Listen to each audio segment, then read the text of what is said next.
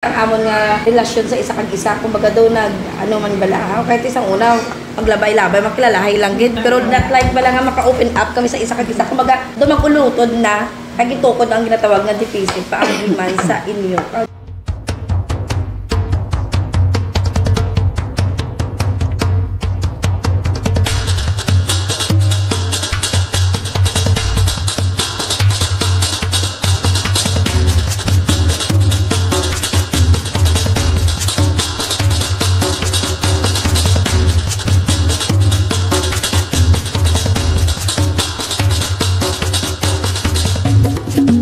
Bagyo gidi sir ang pinaka gidi sa amon, especially ang Yolanda.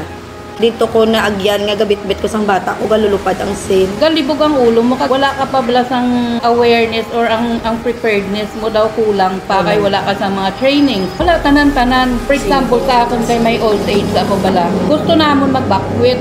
Hindi namon nahimo. Eh may ara ko 80 years old. Kulat na lang kami. Ako kung ibalik ang Yolanda gala, hindi ko na kay lagkudlag ko ng mga kahoy, makita mo galupad.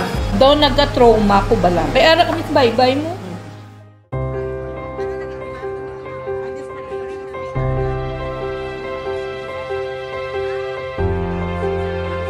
Sa activities naman sir, natigayon gidman at the end, nga natapos naman ang local training. Tigin ini siya ka-importante tungod every year may ara mga disaster nga wala tagi na handom pero gaabot siya kag hindi malikawan nga apektado ang pumuluyo ang community.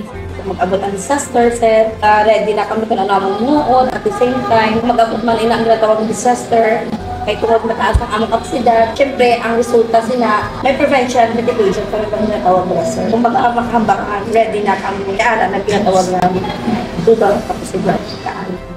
Kag salamat nga sa diin nakatungkod kami sa ginatawag nga spot map sa every purok. Actually nga among barangay may ara nga 8 ka purok kag each purok na providean gid sa PCDR. Pero tigin ini siya ka-importante tungod bala namon kundi kami mapadulong dito sa hazard map, spot map kag resource map nga gin-provide sa PCDR. Pasalamat gid ako sir, most especially sa Johanter no. Kahit ipaagi sa ila at the same time kamo kapag-ugyon niyo man sa ila. Baka naging second family na namon kamo Daw thankful kami nakilala namon ko at the same time kamo ang nagdala din sa amon to enhance sa amon kapasidad. Kag dugang man sang amon nga kumbaga kaalam diri labing inugid sa disaster nga ginatawag.